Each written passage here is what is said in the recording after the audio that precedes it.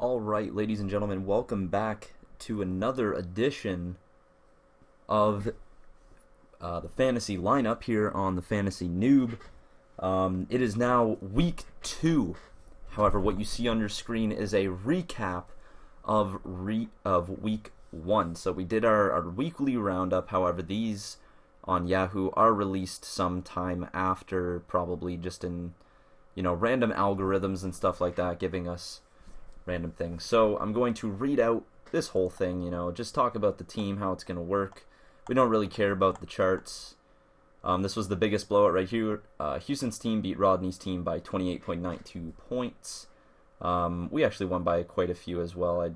I guess just not that many. What do we win by? Like 20... roughly like 27? Almost 27?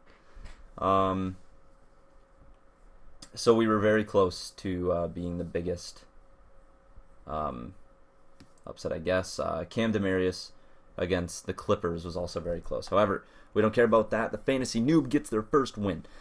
So we go 1-0, and we only actually had a C+. The Fantasy Noob took advantage of 24 points from AJ Green, an upgrade on his 11.27 projection, and defeated Noah/Matt's team 102.12 to 74.32.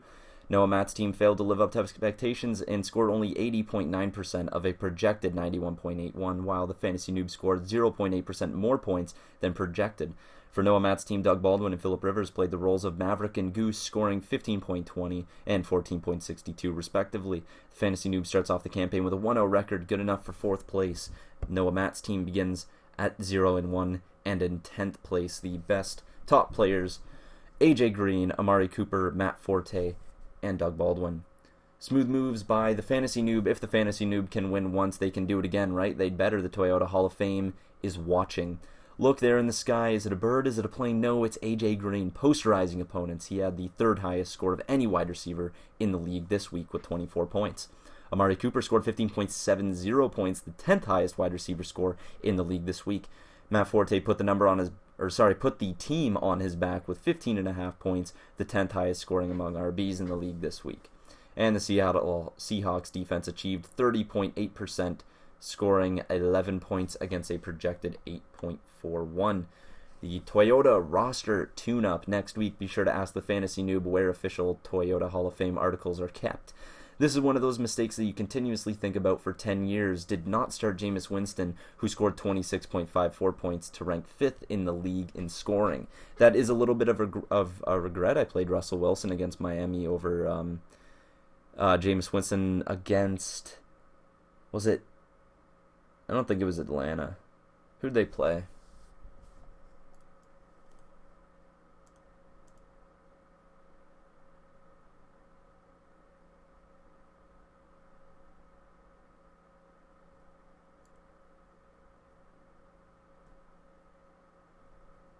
Oh, it was Atlanta. Oh, my football knowledge actually was useful for once. Okay.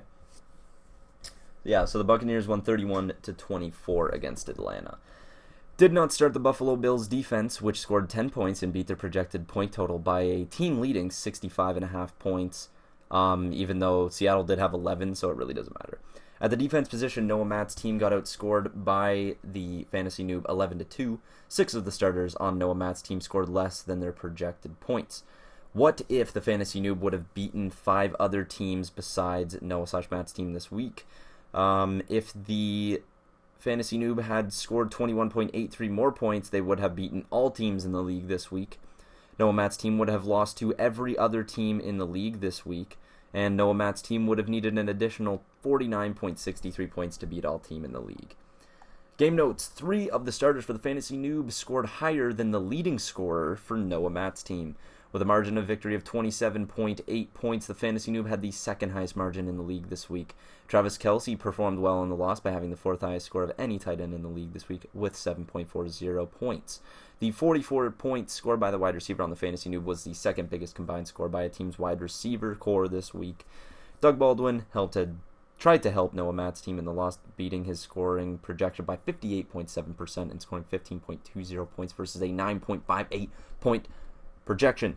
Adrian Peterson failed to meet his projected point total, scoring only 3.10 points of his projected 12.87. which was a shame. Russell Wilson, who had the highest projected points in the matchup, fell short of scoring projections with 12.92 points against a projected 22.01.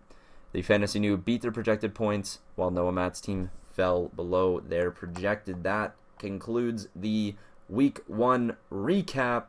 Moving on to the actual team. So we are going to have to potentially switch some people around. Do I want to play Russell Wilson with that bum ankle?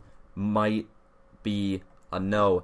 After the clinic that Jameis Winston put up on the Atlanta Falcons defense, we are going to be starting Derek Carr, who is projected to get 17.78 points. However, it's Derek Carr. He has Amari Cooper, who I'm also starting against Atlanta, and he has Michael Crabtree, as well as Latavius Murray, and he has...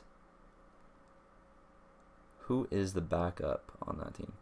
I can't fucking remember.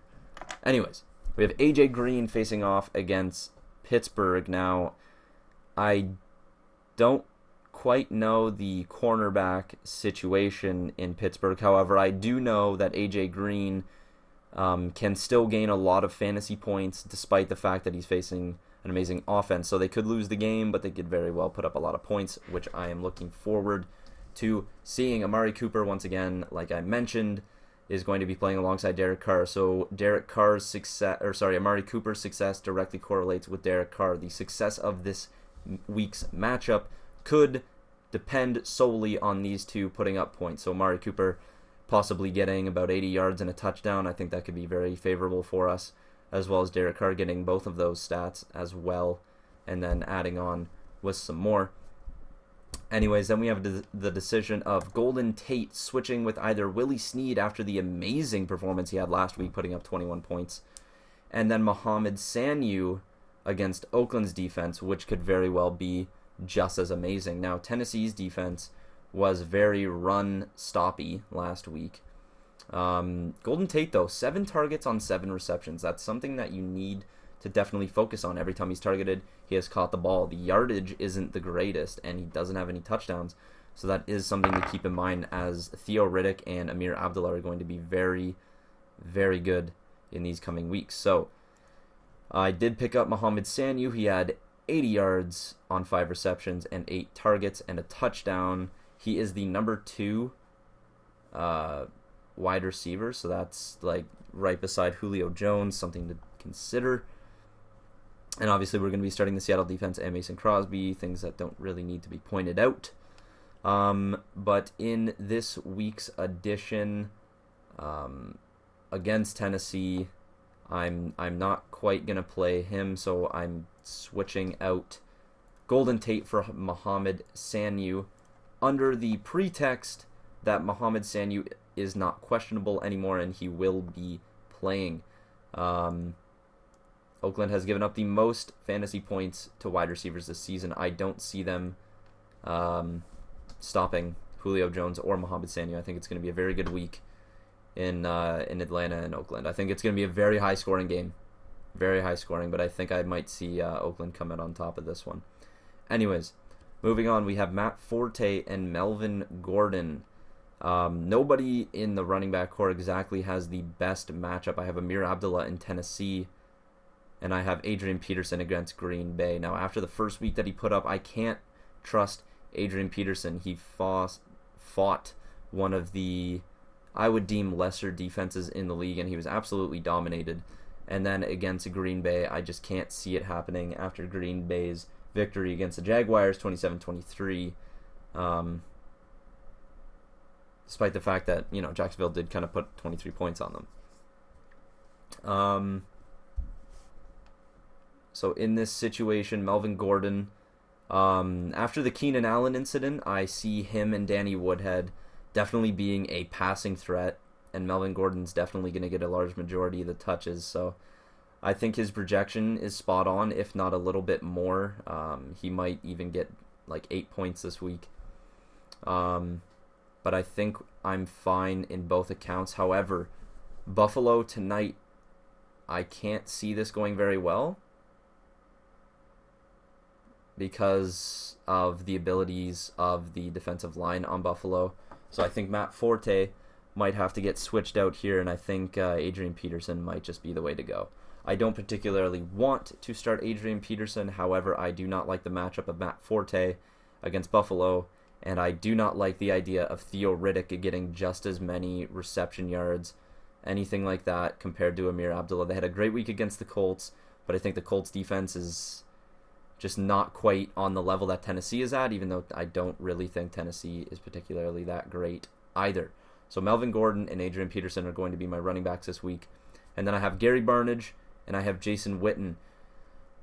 From what we saw from Washington just a couple days ago, on Monday against the Steelers, 38-16 the score. I can't trust a Washington defense that is able to give up that many points against the Steelers. Antonio Brown had a day. D'Angelo Williams certainly had a day. I think we are going to stick with Jason Witten and Dak Prescott rather than going with Josh McCown and Gary Barnidge. Now that Josh McCown is starting, Gary Barnidge could certainly see a lot more touches this week, but I think that remains to be seen. I'm not going to go with a gamble like that. I'm going to go with certainty that Dak Prescott is going to target Jason Witten after 14 targets on 66 yards. So I think we are going to give Jason Witten just that little bit more time until Gary Barnidge is 100%. But anyways, I think that concludes this week's edition of the fantasy football lineup. In our matchup, we are facing off against projection Andy Dalton, DeAndre Hopkins, Brandon Marshall, Larry Fitzgerald, and LaShawn McCoy, all of which are projected to have over 10 points. Then he has Spencer Ware, Greg Olsen, Justin Tucker, and the Carolina defense. Obviously, we would have liked to have Justin Tucker as well as the Carolina defense, but I digress. Andy Dalton against Pittsburgh is definitely going to hurt a little bit. However, we have to consider the fact that we are facing Andy Dalton while we have A.J. Green. The one touchdown that A.J. Green had was thrown to him by Dalton. Okay, so things to consider there for sure. Anyways, DeAndre Hopkins facing off against Kansas City. The Kansas City defense was definitely not something that we would have liked to have seen more often, considering the fact that they had to really come back from that scoreline to win in OT 33-27 against the Chargers. So I think DeAndre Hopkins is going to get a lot of touches this week, as well as Will Fuller. I think Will Fuller is definitely a sleeper pick here, next to an obvious great DeAndre Hopkins. Brandon Marshall against the Buffalo Bills. I think the corners on Buffalo aren't going to perform the greatest. I think even Eric Decker would be somebody to look out for. I don't think it's going to be a tremendously great day over in Buffalo, but I think the run game is going to be very difficult for Matt Forte. Larry Fitzgerald against the Tampa Bay Buccaneers. Definitely a big game coming up. Jameis Winston got to be able to continue his streak. He scored 4 touchdowns last week. I think we're expecting another big week from him, except the fact that it is the Arizona defense, one of the best defenses in the league. So I think this is when he really needs to show his stuff, because he's not always going to have to face a Falcons defense. Next up, we have LaShawn McCoy against the New York Jets. Once again, the run game is going to be very difficult for both sides. So to say that LaShawn McCoy is going to get 10 points, I think that's going to rely solely on him getting a touchdown. Spencer Ware against Houston. The run game is going to be very difficult, so I think the passing threat is going to be all on Spencer Ware once again, along with, I think it's Carsandrick West. Or, is that what it is? Carsandrick West? I think that's what it is.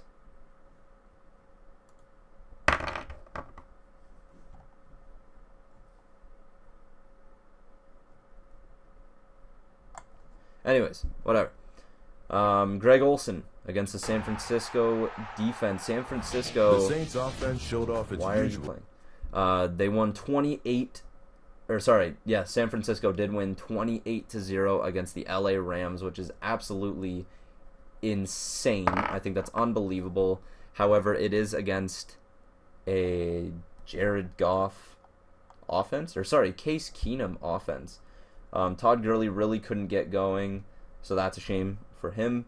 Top receiver Jeremy Curley. I remember seeing an article about Jeremy Curley and how he was brought in and he was like almost on the same level as all the other wide receivers, which is kind of sad as a third receiver. So he did have 61 yards in that game, so not bad by him. But touchdowns are going to be what we want to see. Carlos Hyde had a big game, 88 yards and 2 touchdowns. It remains to be seen how well the defense plays against a Carolina offense. So Greg Olsen could definitely see some yardage. And then Justin Tucker and Carolina. I think Carolina is going to have a field day against this offense. I don't think it's going to go the way that they want it to. And so your boy is projected to have 81 yards or points.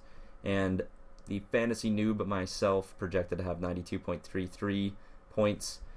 And his name is Blake as well. So what we're going to do is pick me to win, like always. And there we go. So I hope you guys enjoyed this video, and I shall see you on Monday for the Monday roundup, assuming nobody has a Monday game on either of our teams.